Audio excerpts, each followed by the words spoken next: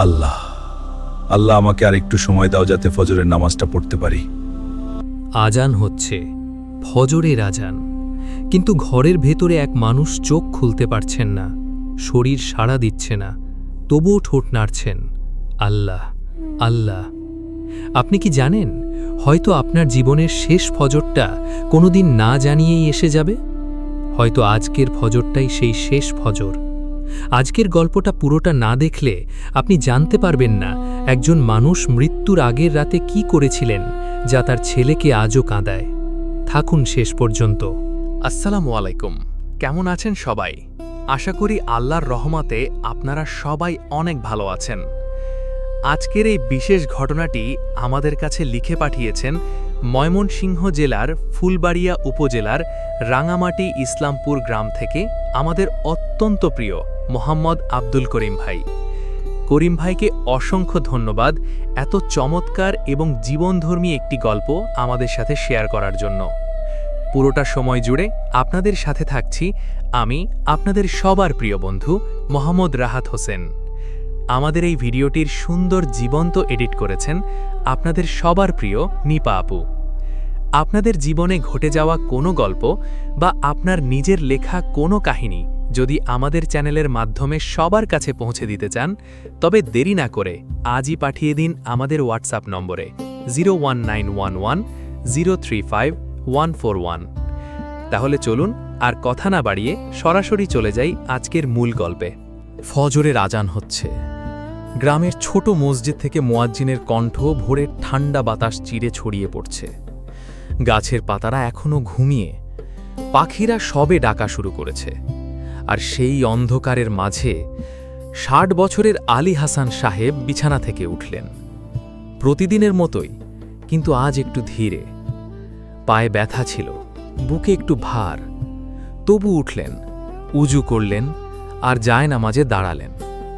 তার ছেলে রাকিব ঘুম থেকে জেগে দেখলেন বাবা নামাজে দাঁড়িয়ে। প্রতিদিনের দৃশ্য, তাই আর মনোযোগ দিলেন না, আবার ঘুমিয়ে পড়লেন। কিন্তু সেদিন সকালে নাশতার টেবিলে বাবা এলেন না। রাকিব ডাকলেন, আব্বা খাবেন না? কোনো সাড়া নেই। ঘরে গিয়ে দেখলেন বাবা জায়নামাজেই বসে আছেন, চোখ বন্ধ, মাথাটা সামান্য হেলে আছে দেয়ালের দিকে, হাত দুটো কোলের উপর রাখা, যেন এইমাত্র দোয়া শেষ করলেন। রাকিব কাছে গেলেন, ডাকলেন, আব্বা নড়লেন না। তখন বুঝলেন তার আব্বা এই দুনিয়া ছেড়ে চলে গেছেন। ফজরের নামাজ পড়তে পড়তেই চলে গেছেন। রাকিবের মনে তখন একটাই কথা আসছিল, বাবা কি জানতেন?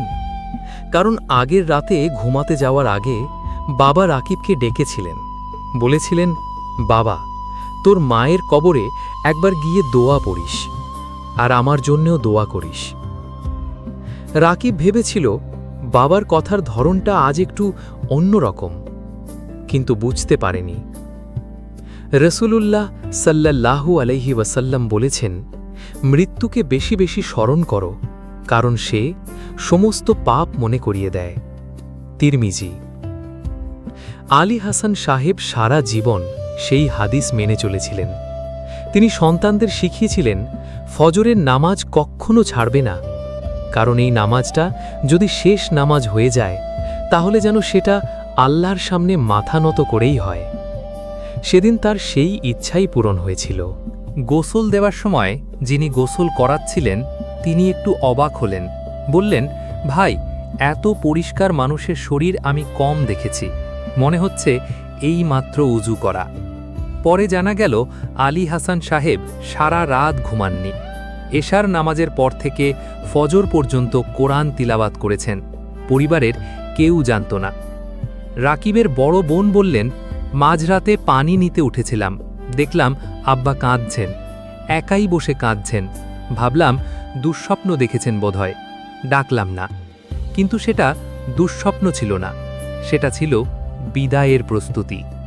রাসূলুল্লাহ সাল্লাল্লাহু আলাইহি ওয়াসাল্লাম বলেছেন, যে ব্যক্তি ফজর ও আসরের নামাজ পড়বে সে জান্নাতে প্রবেশ করবে। বুখারী ও মুসলিম। আলী হাসান সাহেব জীবনে একদিনও ফজর কাজা করেননি। প্রতিবেশীরা সাক্ষ্য দিল, শেষ যাত্রাটাও ফজরের সাথেই হল। রাকিব এখন প্রতিদিন ফজরে ওঠেন। উঠতে মন না চাইলেই মনে পড়ে বাবার সেই জায়নামাজে বসে থাকা মুখটা, সেই শান্ত চেহারা, সেই হালকা হাসি যেটা মৃত্যুর পরেও ছিল। রাকিব বলেন, আব্বা আমাকে কথায় শেখাননি, দেখিয়ে শিখিয়ে গেছেন। আপনার কাছে একটাই প্রশ্ন, আপনার শেষ নামাজটা কেমন হবে? আজকের ফজরটা কি আদায় হয়েছে? মৃত্যু আসার আগে আজই ফিরে আসুন, তওবা করুন, নামাজে দাঁড়ান। কারণ আলী হাসান সাহেবের মতো সুন্দর মৃত্যু সবার নসিব হয় না, কিন্তু সেই পথে হাঁটা শুরু করা যায় আজ থেকেই। যদি এই গল্পটা আপনার হৃদয় ছুঁয়ে গিয়ে থাকে, এখনই ভিডিওটা আপনার পরিবারের সাথে শেয়ার করুন। হয়তো এটাই কারোর জীবন বদলে দেবে। আমাদের চ্যানেলটি সাবস্ক্রাইব করুন এবং বেল বাটনে ক্লিক করুন প্রতিদিন এমন জীবন পরিবর্তনকারী গল্প পাওয়ার জন্য।